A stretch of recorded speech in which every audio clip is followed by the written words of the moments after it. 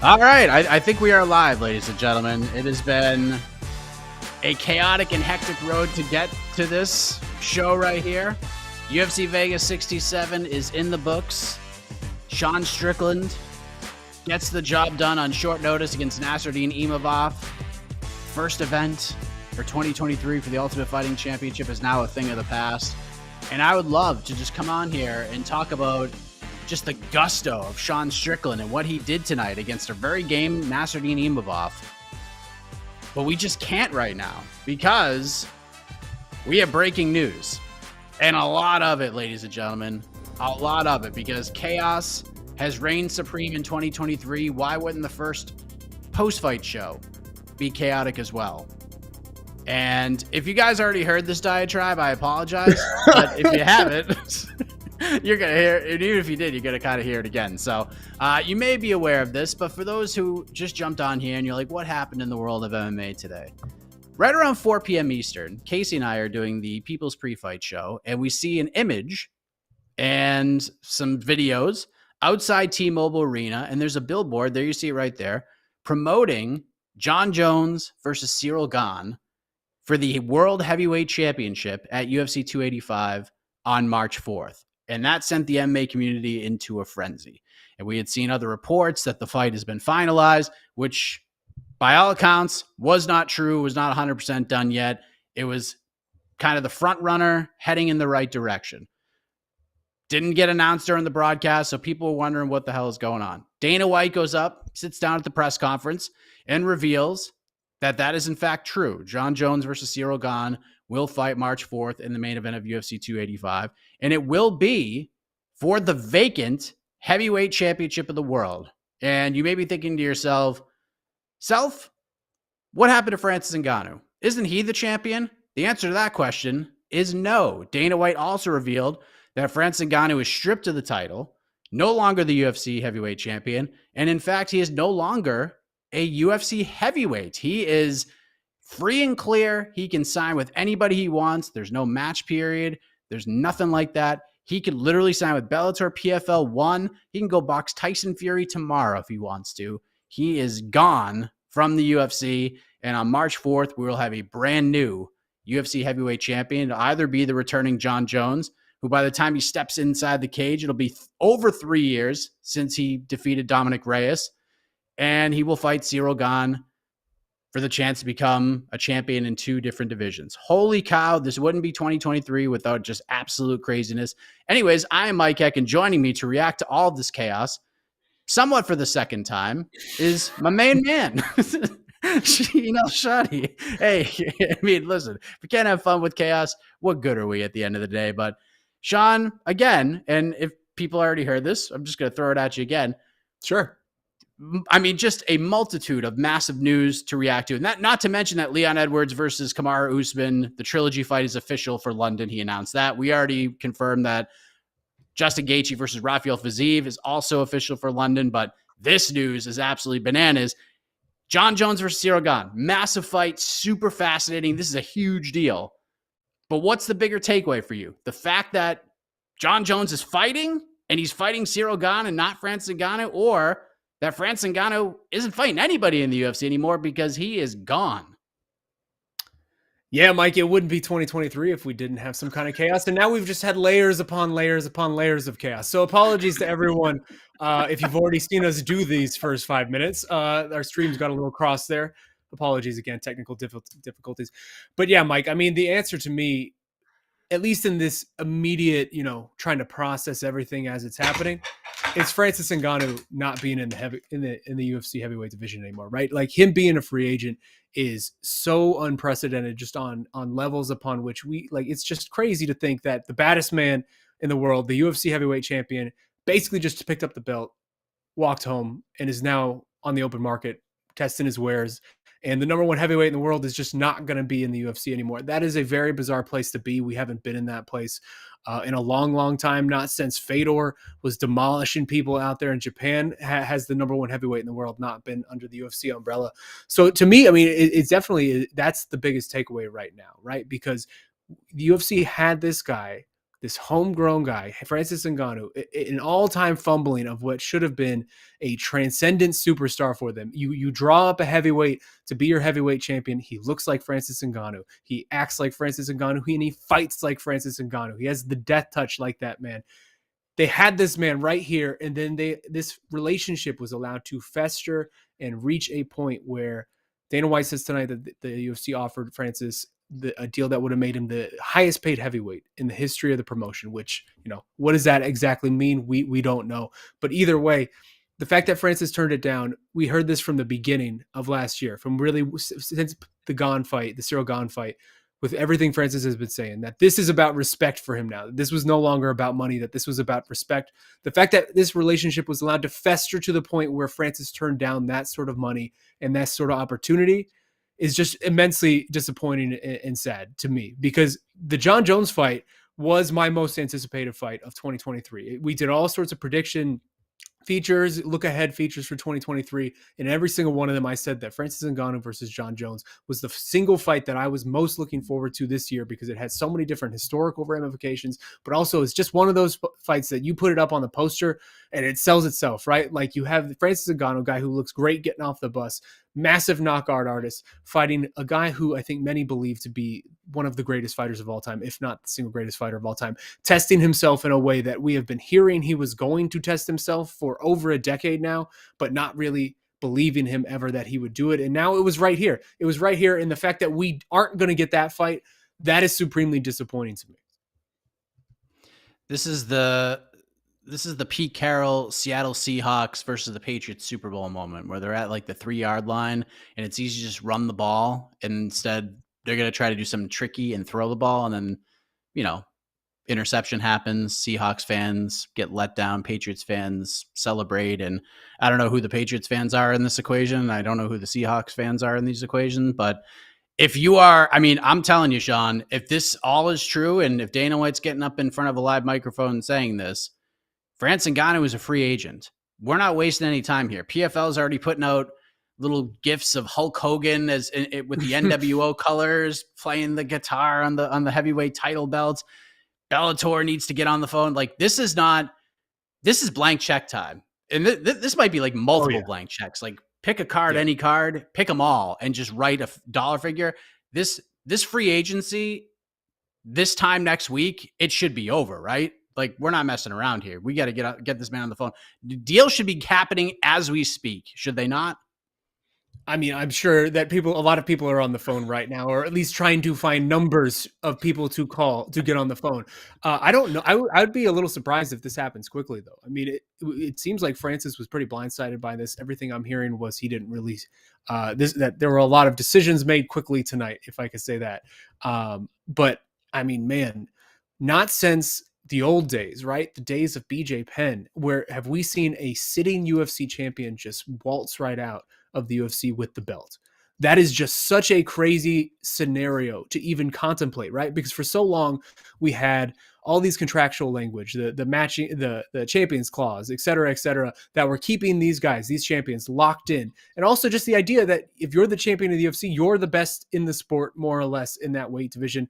Where else are you going to go, right? Like, where else is going to be some better opportunity, some more money, some better competition, et cetera? Like, that just didn't exist for so long. And the fact that not only has this happened now, where we've seen an actual UFC champion just say, hey, you know what? Like, I'm cool, guys. It's not me, it's you. I'm good. Like, I'm gonna take my services elsewhere.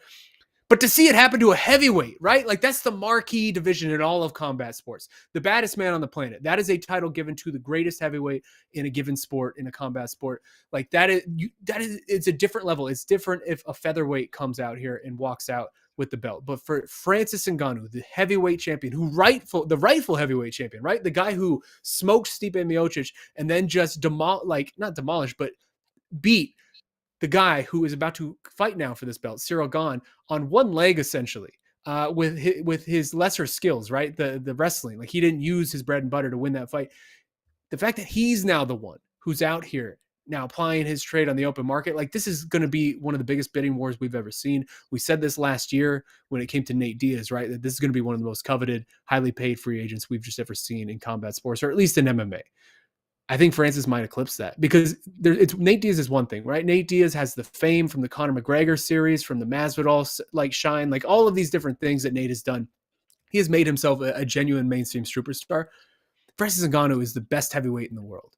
And I cannot say that enough. And he is in his prime right now. Like, we have not seen an ounce of decline from Francis Ngannou at all. Like, you could, if you're Bellator, if you're PFL, if you're Ryzen, if you're One Championship, if you're Misfits Boxing, if you're MVP Boxing Promotions, whoever it is, you could sign him tomorrow and instantly claim we have the best heavyweight in the world right here, an absolute monster. Go look him up. He's a beast, and you can just market that instantly, and people will pay attention and want to see what's going on with it. Like, this is, again, just such a crazy set of circumstances. And the fact that I keep going back to it, but the all-time fumbling by the UFC to allow this relationship to fester to the point where this man turned down whatever this, richest contract in UFC heavyweight history, whatever that means, the fact that he got to a point just within himself of, you know what, like, I don't care what the money is. I'm going to go out there and find some opportunity for myself. And really, it's just all about respect.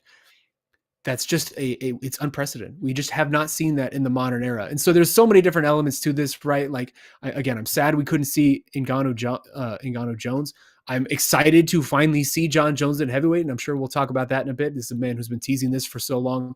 But overwhelmingly, it's just the fact that the number one heavyweight in the world is kind of just out there doing whatever he wants now, man. Like, if Tyson Fury still wants to do that, Francis Ngannou can go do that. If Francis Ngannou just wants to go fight in Ryzen and do some weird circus match, he can go do that. He can do anything he wants now, and that's just a scenario we really have not been able to even contemplate for any type of person of Francis' stature for really the entire modern era of the UFC.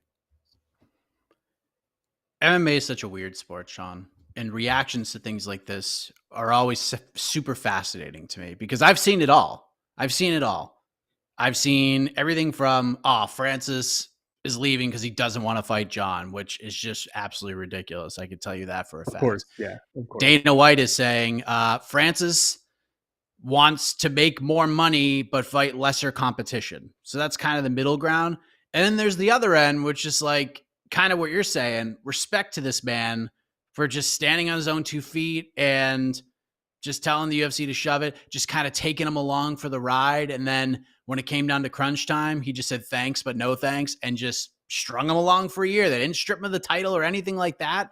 And then he just leaves with the title, essentially. He's like a Lunger Blaze in this situation. He could take that title to Bellator and drop it in the trash if he wants to. It'd be a cool-ass moment. So come like God, Monday, can Tuesday, you imagine? Wednesday, man. I'm sorry. I'm best. sorry to interrupt you, but can you imagine if that happens? Like, I'm not a big wrestling guy. I'm not a big wrestling historian, but I'm pretty sure that was like a WWE, WCW storyline, right? Of someone showing up and dropping the belt in the trash can. Like, can you imagine if Francis just showed up on this big Bellator CBS debut with his UFC heavyweight title and just threw it on the ground and started stomping on it and making a scene like that?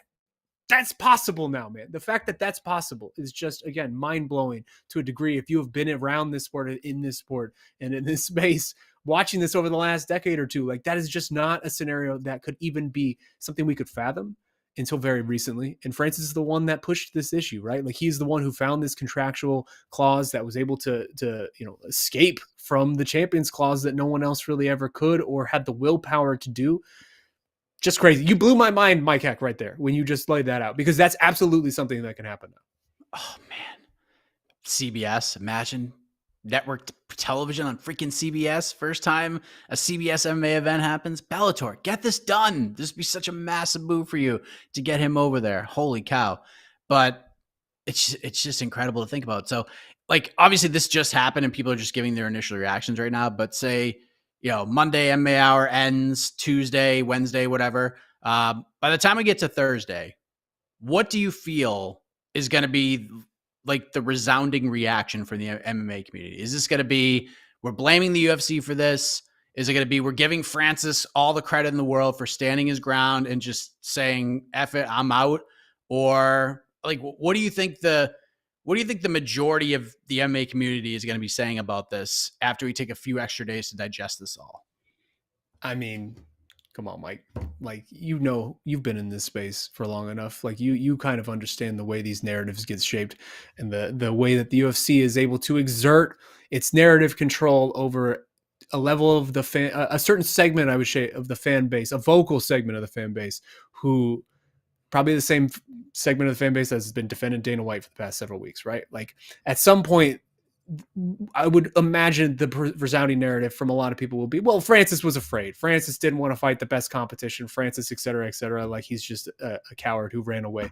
As if this man didn't just, demolish Stipe, beat Ciryl Gane on one leg, call for like 2 years for this Jon Jones fight, and just the entire time just be basically begging and pleading them to just make this fight. That's obviously ridiculous. That's not, there's no basis in anything. And if you hear somebody say that, you should immediately just know that, hey, like, I can't really, that person's opinion kind of sucks, and I should just maybe not listen to them about anything else when it comes to the sport, right? Like, that's just a bad opinion.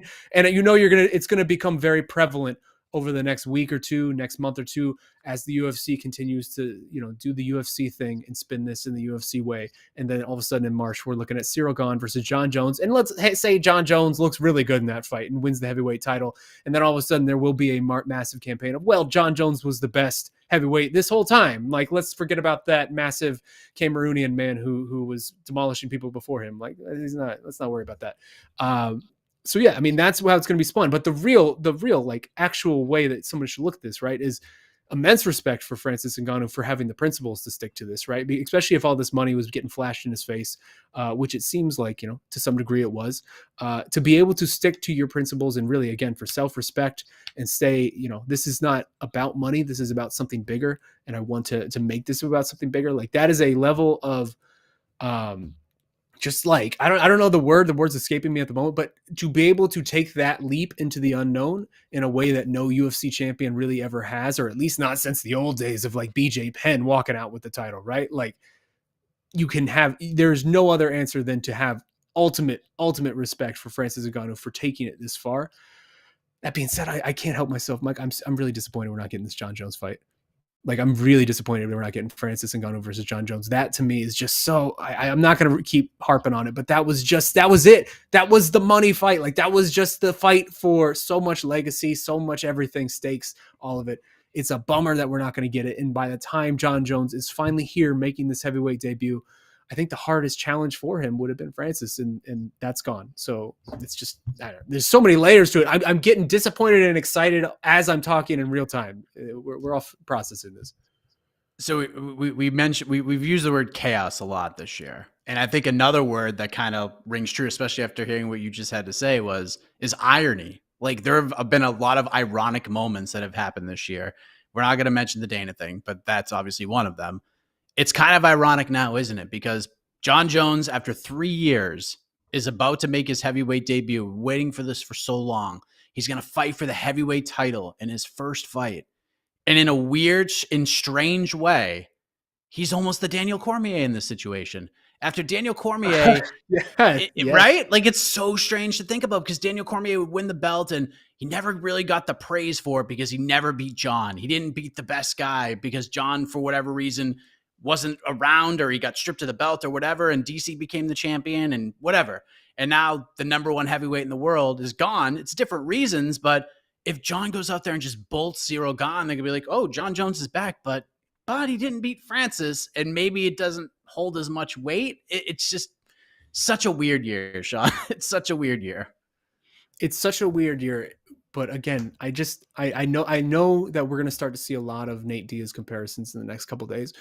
To me, there is some merit to that, but also these are so vastly different, because Nate Diaz is such a short shelf life on that, right? Like, if you get Nate Diaz, he's way older into his career. I believe he's like 38 years old, something like that. You probably got him for like 1 or 2 really good big fights, right? Like, you can pull off, a couple of boxing fights, maybe an MMA fight here or there. That's only going to last so long. Francis Ngannou was the UFC heavyweight champion this morning, Mike. Like, he was he's the number one heavyweight in the world on our website, on the UFC's rankings. He was the number one website in the world. Maybe still is right now. I don't know how quickly they update that stuff. On every other website, he is the number one heavyweight in the world. Like, this could last. If you're Bellator, if you're PFL, and you get Francis right now, or one championship or whatever, you can have that guy for the next 4 or 5 years of his career, and he could be that person for you for a half decade. Like, for instance, we've seen in the heavyweight division the way that these heavyweights age compared to other divisions, right? Like, Francis has a lot of time left, and especially, he's not fighting very often. Like, he will be able to do this for a bit. Alistair Overeem is still out here, like, getting offers from people. Like, Francis Ngannou could still be that guy for a very long time. It's a crazy, crazy set of circumstances that has led us to this moment. But oh my God, the opportunity now for other promotions, for boxing, whatever, it's just nuts. It's just crazy to think about, Mike. What's crazy to also think about is by the way, I am fascinated by this Jon Jones Ciryl Gane fight. Like, if we weren't getting Francis, like, Stipe is obviously a big name, and that'd be like a really cool fight, very nostalgic fight with two of those guys. But from a stylistic perspective, geez Louise, I think this fight's a ton of fun. And I'm curious to get your thoughts on this, because we had opening lines when this thing was kind of a rumor, and now that it's announced, we have line movement. One site, as of right now, has Ciryl Gane as a minus 175 favorite, getting closer to minus 200 against Jon Jones, who comes back at plus 145. Are you surprised by this, or is this kind of what you expected? No, I don't know that I am surprised, because actually the way that these lines have worked, Jon came out initially. He was the opening favorite, and that got bet down very, very quickly to now he is, I believe, the underdog, but like you just said. And that makes more sense to me, because I know he's Jon Jones, and I think that's ultimately what a lot of people are going to go back to, right? It's like, hey, it's Jon Jones. Like, this is Jon Jones. Like, that's all you can have to say, right? Like, it is Jon Jones. He's one of the greatest fighters we've ever seen. But the truth of the matter is, like, Jon Jones hasn't looked like Jon Jones for a pretty long time at this point, right? Like, his last 2 fights at light heavyweight, I think a lot of people think he didn't win either of them. I certainly didn't have him winning the Dominic Reyes fight. That, to me, is one of the biggest robberies in MMA history, and just generally one of the biggest, sliding doors moment in MMA history, where it's almost the GSP Johnny Hendricks, where this guy was deprived of this legendary moment of beating this all-timer when he really rightfully should have had it. I had Jon winning the Thiago Santos fight, but he did not look spectacular there either. I mean, if you're barely getting by Thiago Santos, who has no knees and can barely walk at certain points in those fights, like, you're not the Jon Jones of old. So I can understand people having some reservations about how this is going to go for Jon. I mean, Ciryl Gane is very much a natural heavyweight, whereas Jon had to blow up 2 heavyweight to reach this point. We've seen Jon win in the past when he gained a lot of weight after one of his many transgressions, and then came back and fought Ovince St. Preux and just generally didn't look very good with all the extra weight. Like, he looked sluggish. I think it's a very real concern whether that's going to be the case again now. And I mean, we've been hearing how big he is for a year, right? Like, he was 265 a couple months ago, people were saying. So, like, he's going to be a very, very big boy in there. How is that going to affect how his general skill set and his natural abilities in terms of speed, timing, et cetera, et cetera. Also, he's just been out of the cage for a very long time, ring rust, all of that. I think the Gane matchup, to me, is an interesting matchup because we just saw Ciryl Gane lose because of someone's wrestling, and I don't know that anyone's going to confuse Francis Ngannou for Daniel Cormier out there anytime soon. One-legged Francis Ngannou. Yeah, like that is obviously a very big hole in Francis Ngannou's game. Jon Jones is, for all he is a very good wrestler, so that is a path there for him. So that makes this matchup a little more compelling. And I low-key kind of wish they would have gone Curtis Blades or something like that, because that to me is a much more interesting stylistic matchup. Like, Curtis is a giant man, and I would have loved to see that matchup, but obviously Curtis was never going to get that opportunity from the UFC. But I mean, that's ultimately, like, the way all of this has come about is a bummer in another way, in that it makes this Jon Jones moving to heavyweight finally being a reality. Like, it makes that news so secondary to everything else, right? Whereas that should be giant news. We've been waiting for this. This dude was saying he's going to move to heavyweight in like 2013. Right? Like, this has been something on just the MMA populace's mind forever. And it feels like we're finally going to see it come to fruition. And it's just like this footnote to this weird night where all these other things are just going on. That's a bit of a bummer, but either way, yeah, I mean, I'm extremely fascinated to see how Jon Jones is going to perform at heavyweight. Like, this is, again, one of the greatest fighters of all time. And he is actually testing himself in a way that we have not seen Jon Jones testing himself in what? 5 years, 6 years, 7 years. Yeah. Like, it's been a long time since we have seen something like this from Jon. I'm here for it. It's just a bummer it's not against Francis. And a big A big I'm sorry goes out to the world to Curtis Blades, because a man who, amongst reports for this whole thing, was kind of the on deck batter in early reports for this. Like if they couldn't do Francis versus John, they were going to do John versus Curtis Blades, some of the initial reports. But now with all this, Francis leaves and it feels like the door opens a little bit more for him. And now he's going to have to fight freaking Sergey Pavlovich. Golly, Oh what God. what a tough draw for poor Curtis Blades. But we See, will keep you but, like, posted. Yeah, but, yeah. but even like that, like you just mentioning Sergey brings another level of disappointment to me, right? Because Sergey versus Francis, had Sergey won another fight or two, would have just been awesome. Like that would have just been a ridiculous matchup to hear about. And the heavyweight division right now is more fun than it, at the top at least, than it has been in ages, in forever. For so long, this was a division that was hamstrung by these rivalries that would just take forever, play out over years. We were getting one title fight a year, and the contenders really didn't impress. Like all of this heavyweight right now, you look at the top, it's better than it has been in a long time, and just it's very fun. There's just a lot of fun stuff going on, and I would have loved to see Francis Ngannou be able to take on that line of challenges that were going to come up, and especially like the Pavloviches and et cetera, Jon Jones, all of this. And now it's just, maybe we're seeing Francis fight Ryan Bader in a couple months. Like this is what we're doing now. But good for Francis. Make your money. Yeah. And I hope he makes a ton of it. He's the easiest freaking guy on planet Earth to market, because he doesn't even have to speak. He's very simple to market. So we'll see what happens. I'm sure Francis will be, who knows, maybe he'll be speaking with Ariel sometime in the next several days, and we get to hear his side of the story, because there are two sides to every story. We hear Dana's side, and we've heard from Ciryl Gane, and we have not heard from Francis Ngannou yet. So we'll see what he has to say. And man, what a news day. We get this fight, Francis gone, Usman Edwards 3 is official for London. We got freaking Justin Gaethje versus Rafael Fiziev, which is just the best. I'm so excited. Can I jump in? Because I know Absolutely. we're about to start. I know we're about to start talking about UFC Vegas 456 or whatever this was, but like, I don't want you to gloss over what you just said about Fiziev versus Justin Gaethje, because we've been saying for so long with this lightweight division, for just like begging and pleading for the UFC to do the thing.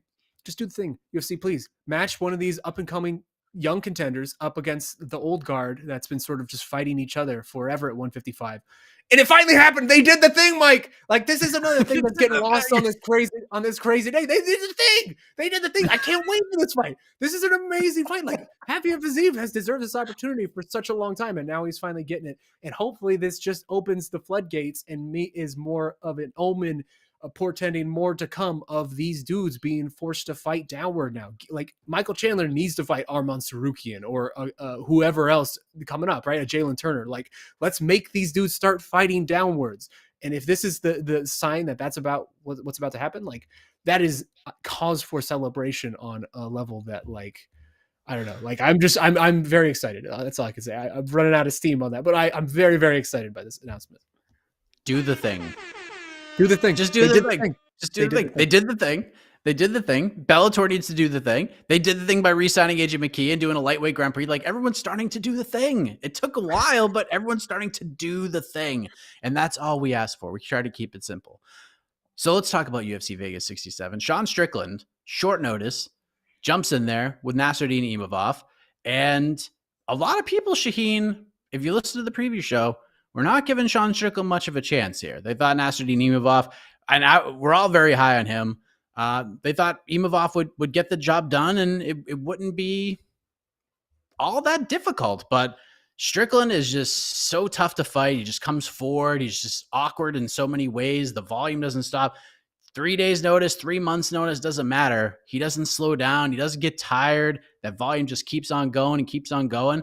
And honestly, I actually thought Imavov, for a lot of the fight, looked pretty good. I thought he moved around a little bit, but I think he just got a little bit frustrated. Like, he thought he might have had Strickland's timing at certain points, and Strickland would mix it up beautifully and throw him off his game a little bit. Super impressive stuff from Sean Strickland, bouncing back from that Cannonier loss and coming back. And it was actually a pretty fun fight. What did you think of Strickland's performance in the first UFC main event of the year? Yeah, what a night of conflicting emotions for France MMA, right? Like, geez, one guy gets pushed into such a crazy opportunity, and then your other guy is just falling flat like this. Yeah, this felt like somewhat of a reality check for Nassourdine Imavov, right? Because I think this is someone that we have talked about him, like we have talked about a Rafael Fiziev, to backtrack a little bit, or a Jalen Turner. Like, he is that sort of guy at middleweight, that up and comer that no one should want to fight, that up and comer who it felt like he was inevitable to be in these title conversations. And then he just ran into someone tonight that he just couldn't figure out. Sean Strickland, with his pace, forward pressure, and just nonstop in your faceness. Like, he had Imavov pretty baffled at various points in that fight. He just couldn't figure out how to get past it. And that really is, I mean, that's the veteran test that we've been waiting to see for Nassourdine. But also, this is a career-saving night in a way for Sean Strickland, because if he had lost 2 in a row, and then especially this one where it's someone who is, not a top 5 guy, where's Sean Strickland's career go at that point? Because then he's probably just turning into a gatekeeper, and he's not thought of as that contender that I think a lot of us still think of him as. So now he's back in that spot. He's back in that title contention mix to be thrown around amongst these top 10 guys. But man, pulling it off on short notice and out-cardioing a guy when you were just called in here last second, like, that's pretty impressive, man. Like, people may like Sean Strickland, people may not like Sean Strickland. There are a lot of reasons for both camps to feel ways they want to feel about this man, but Duke can fight, and he came out here and just had Imavov absolutely flustered and put on one of his better performances in the UFC, and you have to give him credit. Absolutely. And a lot of people are wondering, what's the weight difference going to be here? Like, how much impact will it have on the fight? And we didn't think it would be too much. We figured it would still be like your typical 2 middleweights fighting at 205 because of the short notice nature of it. But Strickland weighs in 10 pounds more. It didn't seem like when they were facing off, it was that much of a difference. But man, in this fight, especially rounds 3, 4, and 5, when Strickland was clinching up and putting up against the fence, like, Imavov had to work his ass off just to get any sort of separation. And then in rounds 4 and 5, he had to do it pretty much the entirety of both of those rounds. And any chance he had, anytime he got any offense going, Strickland just tied him up and put him against the fence and made him work a little bit harder. So to me, the weight difference, I don't know if it's like the biggest, most impactful thing that happened in this fight, but down the stretch where Strickland just needed to hang on and win those rounds, it was a huge thing, at least in my eyes. What did you think? Did you think it made a big impact on this one? No, absolutely. I think you totally just nailed it right there, Mike. And again, credit to Sean. He's a smart fighter out there sometimes with what he's doing. Like, I don't know that marching forward with your chin up in the air against Alex Pereira and choosing to throw hands with him, I wouldn't call that a smart decision. But then he goes out here on a night like tonight and really flusters, again, someone who I think we were all very high on. So you have to give him credit, especially to be able to do something like this on such short notice, right? Like, this was a couple days, and for him to be able to come in here in a couple days. Also, I mean, for Imavov to try to plan for Sean Strickland, who is a very awkward fighter and a very unusual style. It is not easy style to replicate. For him to have to do that and switch up on such short notice, that's a tough ask for anybody. But man, I mean, again, all the credit in the world to Sean Strickland. Like, he needed this performance bad for his career, and he got exactly what he needed. So all's right in the world for him now. Great win.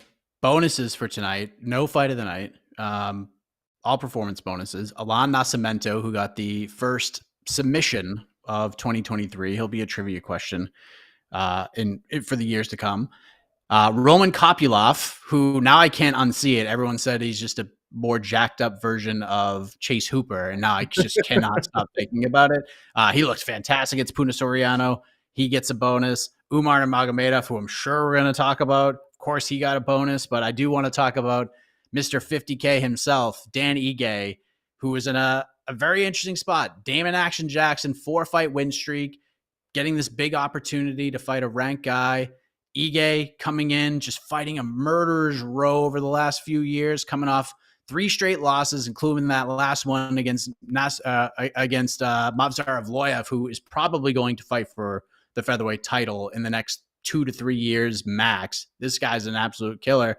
And Ige needed this one. He needed this one bad, and he looked fantastic. And then he just bolts Damon Jackson with that beautiful left hook.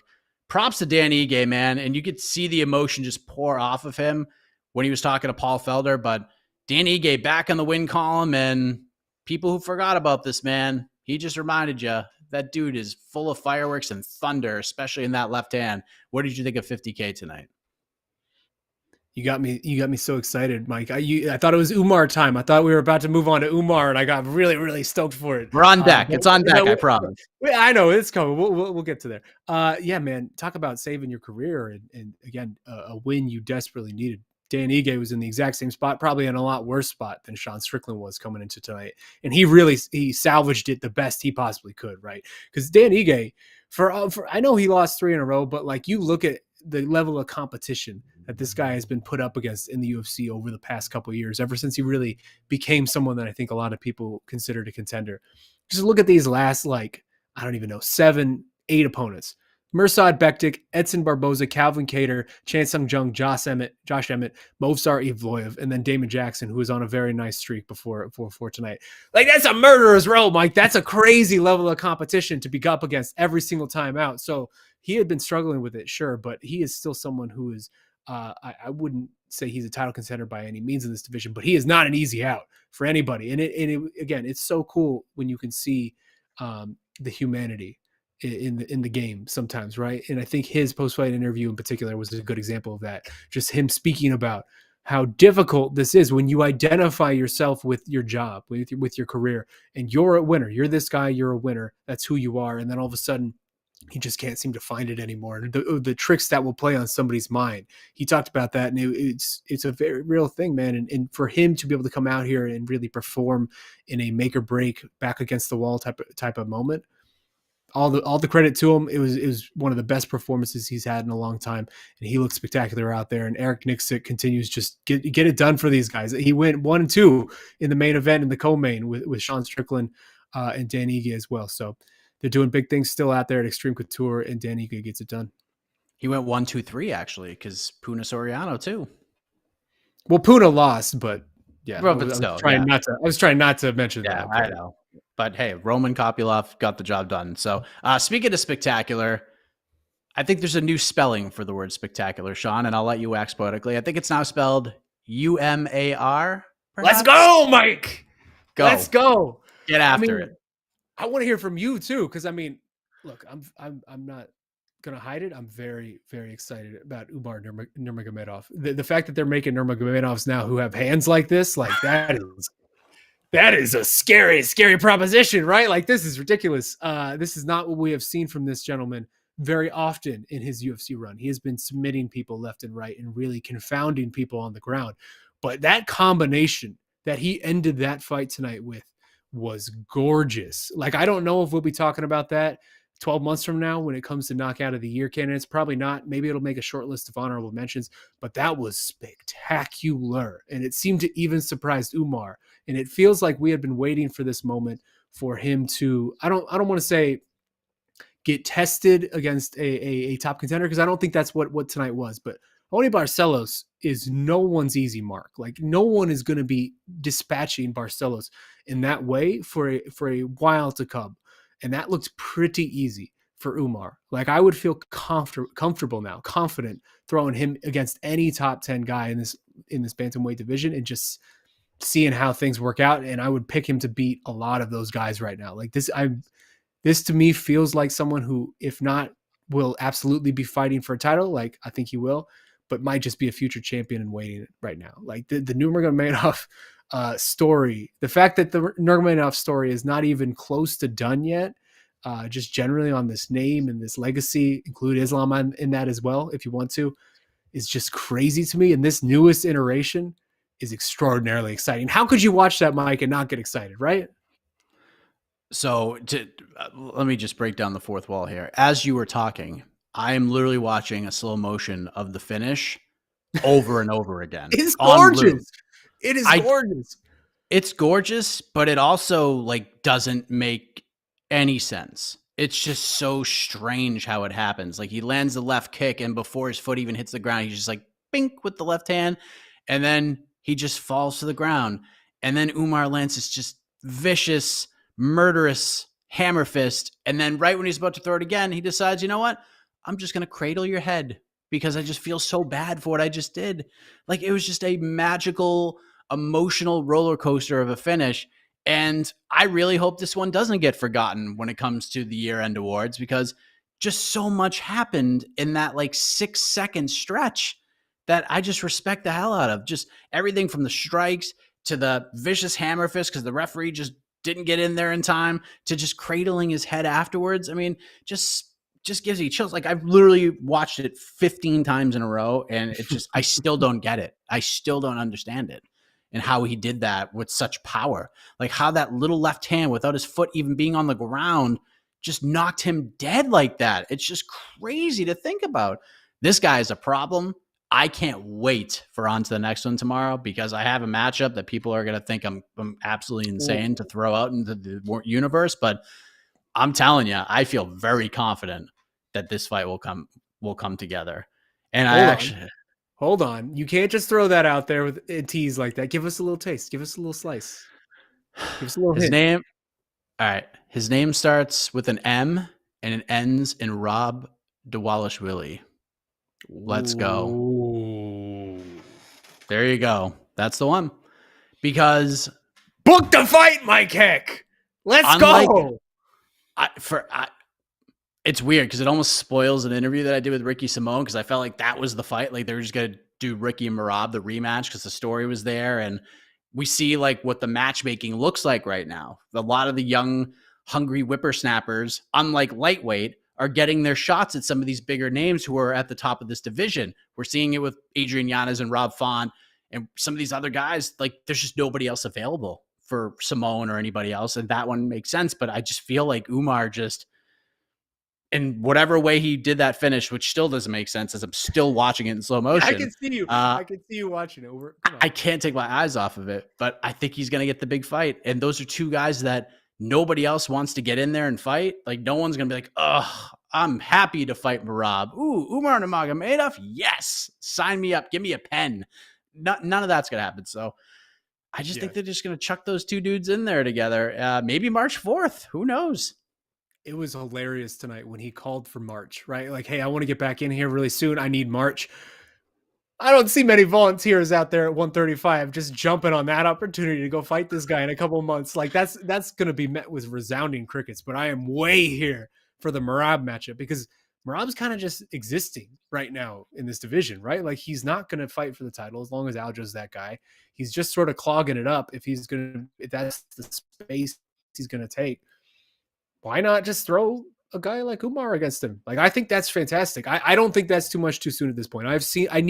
Going into tonight, I needed to be sold a little bit more. I needed to see a little bit more and be convinced that this is someone who's ready. Again, I don't think anybody's doing anything like that to Raoni Barcelos again anytime soon. I am sold now. I think he's ready.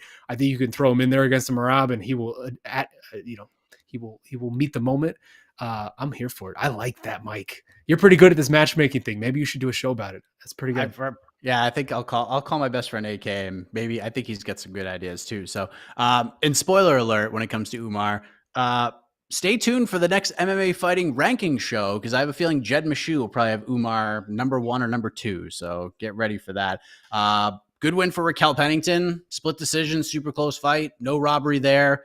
We'll see what happens. I have an interesting idea. Maybe she gets a title shot. Maybe she doesn't. Javid Basharat. I'm sorry. I see a comment on here basically saying Merab he should get punished for what he did to Jose Aldo, and this is the punishment. And that's probably. Hey, listen. I can't disagree. Let's say that. Yes.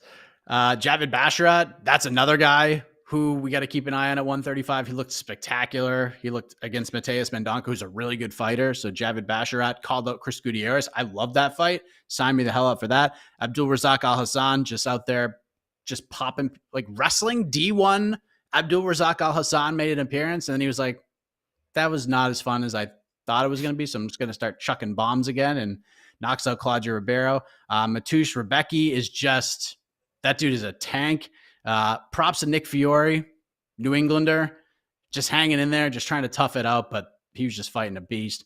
Alan Nascimento, we mentioned. Daniel Argueta gets a win, and then Charles Johnson kicks off 2023 with the first victory and the first finish of the year, finishing Jimmy Flick. The comeback story takes a bit of a sad turn, but we'll see how Jimmy Flick bounces back. So that's UFC Vegas 76.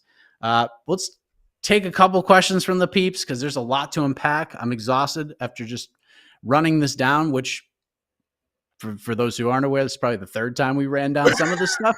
Let's do it one more time. I liked it. It felt good. This is all a dry run. Let's do it for real now. But this is the best one now. I'm gonna press record now. All right, here we go, guys. All right, 3. real quick before we get to fan questions, because I don't think anybody's going to ask about this because it's thoroughly the most uninteresting division in all of MMA, and it's not even close. I know you rep it and you defend it, Casey. So I get it. The rest of us feel like it's uninteresting. Does Raquel Pennington now basically have to get this Amanda Nunes title shot, right? Because it's between her and Reina Aldana, right? Like those are now at this point with Ketlin Vieira out of the equation. Those are the two people. But do people want to see the Pena trilogy yet? Like, does anyone want to see any? Does people want to see anything? Yes, we want to see her fight Valentina Shevchenko. That's what we want to see. But look, I'll just give it away. I would do Aldana. Yeah, I'll just give it away. The fight to make is Raquel Pennington versus Juliana Pena. That is a legit number one contender fight. Those two have history, both being on the same season of The Ultimate Fighter. Raquel Pennington, just go back and listen to any time she's asked about Juliana Pena.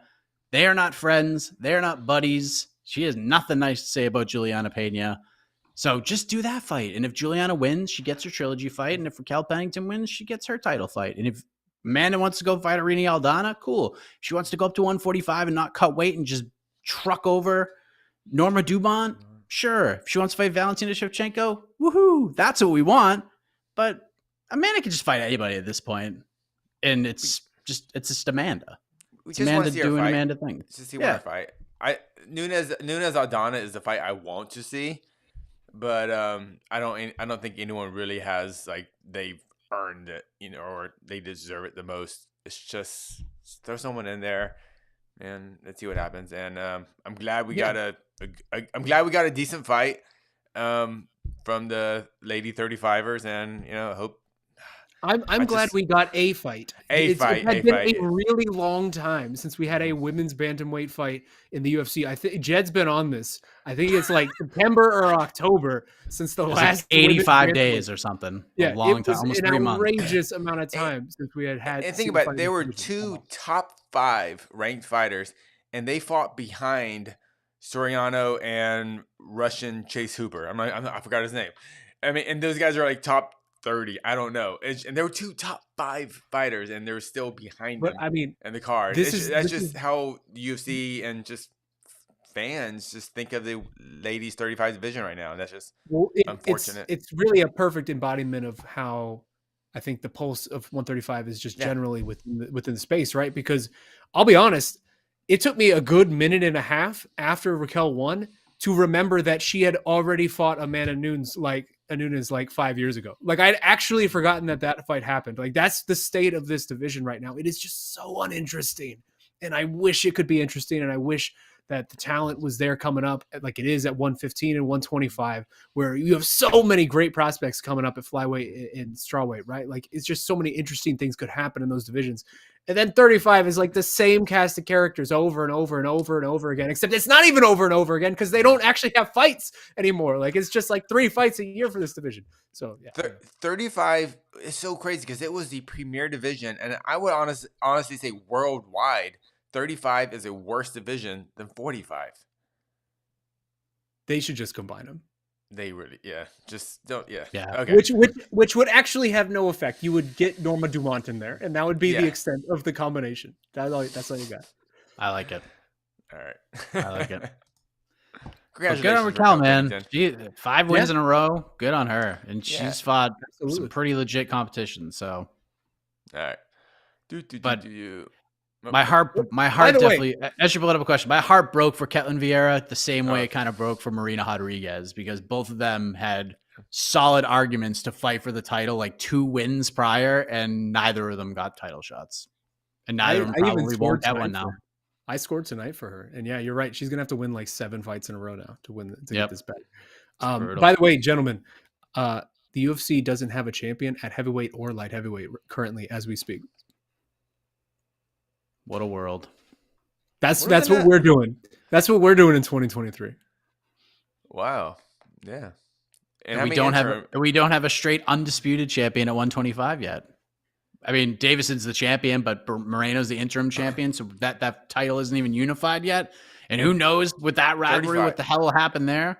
And men's So, 35. actually, let's men's take 35 is going to be interim belt pretty soon, right? Well, Maybe. let's just take this a step further. The three heaviest champions in the UFC are no one, and Alex freaking Pereira, who this time last year had his best win was, again, I forget this man's name, was over a Greek fella that I can't remember his name. Andreas Michailidis. There you go. That was his best win this time last year. That's the state of the UFC champion divisions in the heaviest classes in the sport right now. And Leon Edwards is the can't write welterweight this. champion. After like a Hail Mary, I mean not a Hail Mary, but just it's one of the craziest moments in UFC history. Yeah, I mean, what time to be alive? We should just make Alex Pereira the honorary heavyweight champion, and Leon Edwards is the honorary light heavyweight champion right now because they're the heaviest and the second heaviest. So like that's how it goes, right? And less than a month from now, Islam Makhachev's fighting the featherweight champion Alexander Volkanovski for a battle of pound for pound supremacy. I mean, this is such a chaotic year, and we're gonna get the return of Jon Jones like less than a month after that. Wild. Baddest man on the planet, Alex Pereira. Jon Jones has not walked into the cage yet. I remember what you said, Mike, about is Jon Jones really fighting? You're not going to believe it till you see him walk into that cage. So don't get too excited. I'm still at a 7. Even though there's a fight in a billboard that was produced too early, I'm still at a 7 because I'm still there. I have to see him make the walk. I have to see him at a press conference. And at the end of the year, we have to remember this, dude. Like how maybe, who knows if this is the biggest story of the year because it seems like an incredibly big story.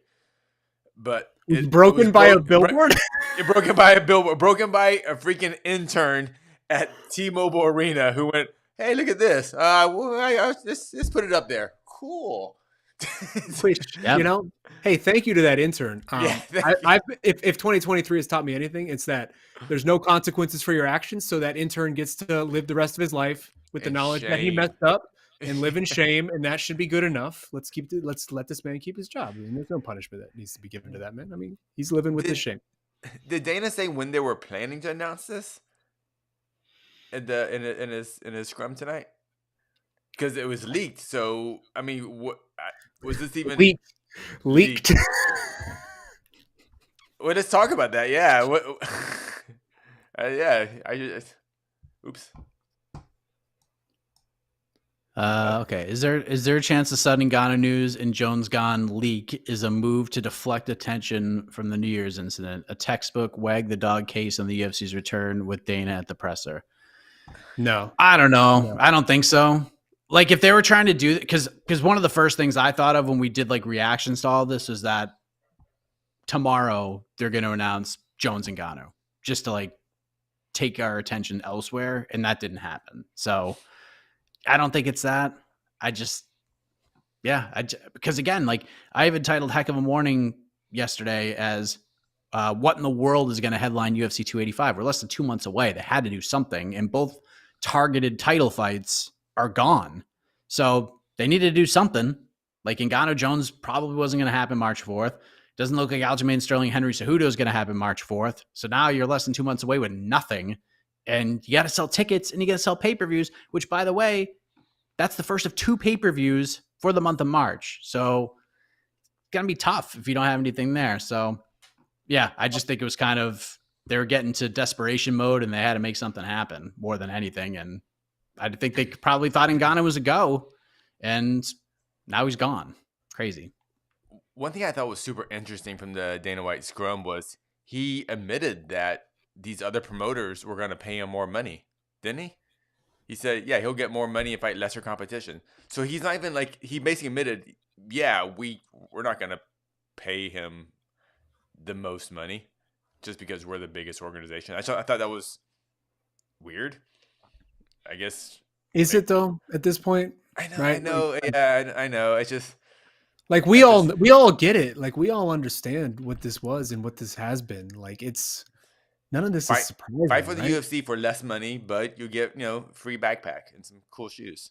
You get some Reebok gear. No, I'm sorry. You get Venom gear. You get some Venom gear and some Rock shoes. Yeah, whatever.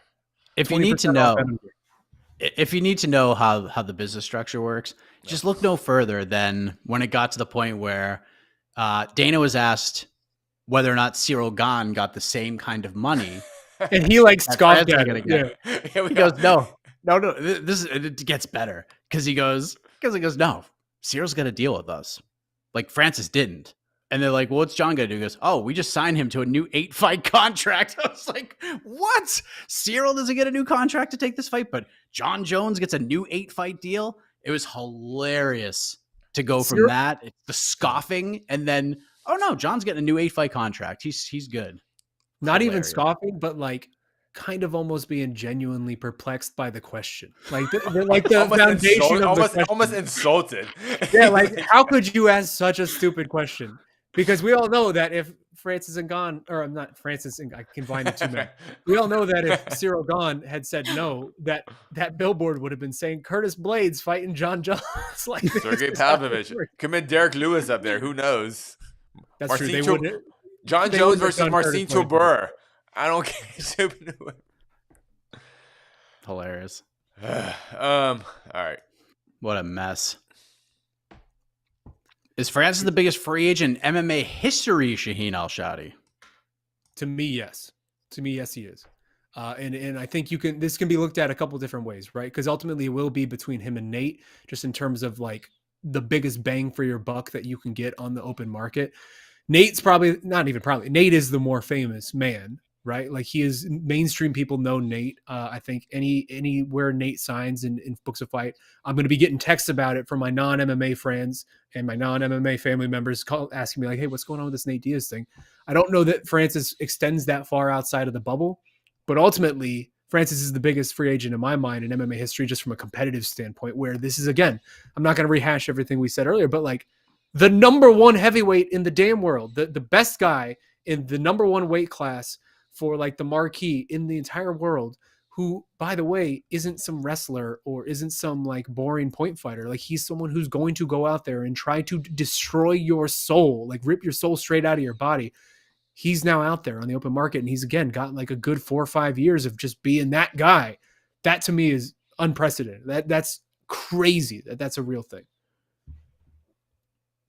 Yeah, it's just, I guess, kind of credit to for as much crap as we gave the UFC PR or whatever for the whole slapping thing, but way to get ahead of the narrative on this. They control Dana. They've controlled the storyline now. Now it's up to Bellator, up to PFL, up to Jake Paul, up to Francis himself to now change the narrative. Dana set the tone, and that's what they're very good at. Dude, if I am Jake Paul or I'm Nikisa or I'm KSI or any of these dudes running these circus boxing promotions, I am offering Francis Ngannou as much money as he possibly ever could want to just go in there and fight dudes that look like E Honda from Street Fighter. Like I am just lining him up to do the most absurd circus fights ever. Like I remember KSI did that 2 fights 1 night crap last year. I'm doing like a 4 fights 1 night for Francis Ngannou, and I'm just shoveling people in there for him to knock out. Like there are so many ways if you're creative, which there's a very gigantic lack of creativity in the MMA space when it comes to promotions. But if you're creative, there are so many cool things you can do with the best heavyweight in the world. Like I'm going to stop saying crazy because I've said crazy a lot in this stream, but it's just very interesting that is now a possibility. Fight circus. Let's go. You don't even need to go fight circus. For years, K1 in Japan had these gigantic tournaments, and where like their best fighters fought multiple times a night. You know, when Eddie Alvarez was in the lightweight tournament for Dream, he had to fight multiple times in the same night. This happens. I mean, this is possible. We can do this, and if all the chaos in the first half month of this year, there's the first like 10 days, we're only 14 days into this year, and like it's just, oh my god, this is insane. All right. What else we got here? Man. We're 14 days into 2023, and like, you know how sometimes people write these year-end lists of like, hey, the top 5 stories of 2022, like that type of thing. Like you could write a top 5 stories of 2023. That would be pretty substantial. And like all of those stories would be pretty like, like, hey, yeah, that deserves to be on that list. Here's an interesting question. So crazy. Would PFL signing Francis Ngannou and Jake Paul within a few weeks of one another make them the second biggest promotion in the world? Would you be willing to make that, to stake that claim, Shaheen? Absolutely. Yes. Unequivocally. Because at that point, you have the number 1 heavyweight in the world. That's it. You have the number 1 heavyweight in the world, and you have also a dude in Jake Paul that obviously people are interested in watching whenever he's doing. Like, that's it. That far exceeds anything Bellator would have at that point. I want to say yes. I will have to see PFL's first show with them because something will have to greatly improve as far as like their presentation for a big event. I mean, Bellator, for all their issues, when they do have big events, they have the big stage, the big lights, the big graphics and stuff. And that's kind of been my issue with PFL. I've never felt fights have been big with PFL. If they get Francis, they get Jake Paul, which they do have Jake Paul. We just don't have a date or anything. Something needs to change with the show itself to feel not like a PFL show. It needs to feel like a big event. And I don't know, maybe that's just me. I don't know if you get that impression when you watch PFL, that it just doesn't feel big. I'll tell you what, just an idea that occurred to me. If I'm Nate Diaz right now, and maybe this is silly, and toss this back. Tell me, shoot this down if it's stupid. If I'm Nate Diaz right now, I'm calling Francis Ngannou, and I am trying to make us a package deal. Wherever you get one of us, you're getting both of us. Because the idea of getting both Nate Diaz and Francis Ngannou under whatever type of roof, whether it's a PFL, a Bellator, a boxing show, whatever, that will make an obscene amount of money for whoever is doing it. And those dudes will make an obscene amount of money off of it. And if I'm Nate, I'm getting Francis on the phone. I'm saying, hey, we're doing this together. Let's make it so that we get all the pay-per-view revenue. We get, multi-million-dollar paychecks, et cetera, et cetera. We're going to find some financiers. Like, this is going to be a thing, because if the two of them did something together, it would be seismic. It would be seismic. The report, the amount of coverage that would get would be utterly insane, because they're the two dudes who beat the system. Right? Like we have never seen anybody beat the system. And now there's two of them, and both of them know how to speak. Like, both of them know how to properly like tell their own story themselves. And they could do such an excellent job in the lead up. Like, maybe this is a stupid idea. And again, I'm just tossing this out there, but I think that could be magic. It's a great idea. On Instagram in the next 3 days, I need to see Francis Ngannou's family members sitting around the dinner table wearing Real Fight Inc. t-shirts. That's what I need to see. Dude, and yes, that would be that's what I'm tremendous. That's a great idea. I didn't even think about it in that way. Francis doesn't re-sign with any of the promotions. He signs with Nate with Real Fight Inc. And then they package each other out.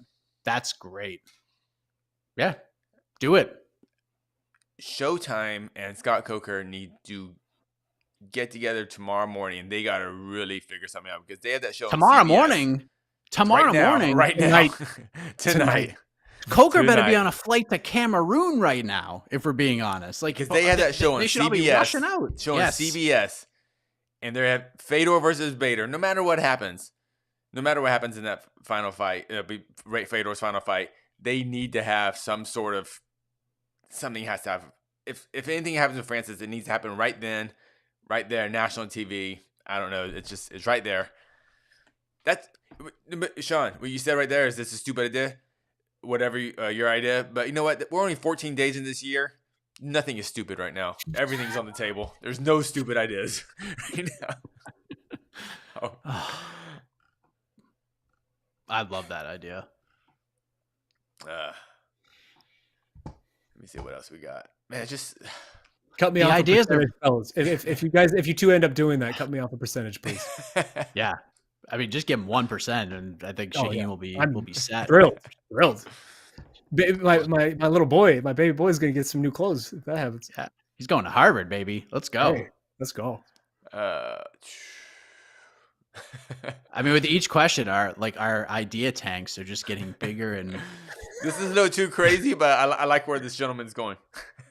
Any chance in hell Bellator scraps their Fedor plans, makes a move for Ngannou, and books Fedor versus Ngannou murder for Fedor's retirement? Damn. I send that back. I send it back. No, thank you. I want no part of this. We're thinking outside the box, though. I like it. I like where we're going. Hey, this is an idea session, right? We're throwing stuff at the wall. If we're being honest, that is a far bigger fight than Fedor versus Bader. I mean, ginormously bigger. And let's never speak of it again. Yeah, let's never speak of it again. But it's MMA. The silliest outcome is always on the table. Yes, this year. Are you kidding me? Yeah. We just got a fight broken by a billboard. Yes. Yeah. Ryan Bader could be walking to the cage February 4th, and Francis wearing a luchador mask could just like DDT him on the floor and with the UFC belt on around his waist, and then walk in and fight Fedor, cash in his briefcase, and get that fight. We're turning this. We're going full circus with all of this. I love it. Bellator finally does the mask reveal again. Oh my God, that's Francis Ngannou. I just keep revisiting what you said at the beginning of this show, Mike, of Francis showing up wherever he shows up with that UFC title and just chucking it right into the trash. God, can you imagine the scenes of that, man? I have to see it now. Anything less would be disappointing now that it's out there in the universe. I want him to have 50 versions of that belt so that everywhere he goes, he does that. Like, I just want to see that be his introduction everywhere so that it's a constant reminder, because this is something that, again, will be washed away very quickly if people allow it to. And if Francis in particular allows it to, of a year from now, it could be this narrative of like, he wasn't ever really that good anyway. It's like, no, I left as the best. And if I'm him, I'm just perpetuating that for him. Oh, that's awesome. He just shows up like he's throwing the first pitch at a Cubs game, and he just brings the belt in They think they have like a fake dynamite, like blows it up. And this right here is why the Champions Clause existed for so long. Like this exact thing. Oh God, it's the most. I mean, it's the fourth time we've done this show, but it's so much more fun this time. Do we have anything else? I mean, I don't know what else. No, I mean, we can't. I don't think we could top anything we've done here. Yeah, we're just getting ridiculous ideas. Hell, man, he can do everything, right? He can go on WWE. He could go boxing. He could go MMA. He could go kickboxing. Like the world is his oyster right now in a way that is just hard to fathom, frankly. If there's any belt makers out there, reach out to Francis' people and just make a whole bunch of UFC belts, just so we can have and bring them everywhere and chuck them in every trash bag around the world. Well, I think we're done. I think we're good. Right? Yeah. I mean, what else can we say? We're good. We're good. All right, there you were can UFC fights tonight, but yeah. Yeah, we gave him more time than I thought we were going to, if we're being honest. No disrespect, but I mean, when we have a night like this with all this news, the best heavyweight in the world's a free agent. The greatest fighter of all time in most people's minds is officially coming back to fight Ciryl Gane. Rafael Fiziev is fighting Justin Gaethje. I mean, holy crap. And then we're definitely getting, despite all the worries about the brace on Kamaru Usman's hand, we're getting the fight we're supposed to get for London, the right fight, Leon Edwards versus Kamaru Usman 3. So, yeah, chaotic day. And there were UFC fights. Oh, man. I feel like I need a shower. Yeah. Yeah, I think so. But thank you for watching. We appreciate that. Thank you for listening if it's after the fact. And AK and I are going to do some matchmaking tomorrow. We might even have our own little Francis Ngannou segment on the program because he's out of the UFC pool. So we're not going to be able to matchmake for him anymore. So it's going to be an interesting edition of Otno. And if I don't hear an E Honda reference on that, I will be very upset. I mean, I could never take that from you. That's yours. You trademarked that. You're all good. But thank you very much. Next week, it's UFC 283 in Brazil. We got 2 title fights and all the normal stuff coming up. So get some sleep, relax a little bit, and then the chaos is just going to brew right back up sooner rather than later. But thank you for watching. For Casey, for Shaheen, I am Mike Heck. Good night, everybody. Merab versus Umar. Let's do this. Let's go. Happy birthday, AK. Francis versus Poodzilla and KSW. Yes, come on.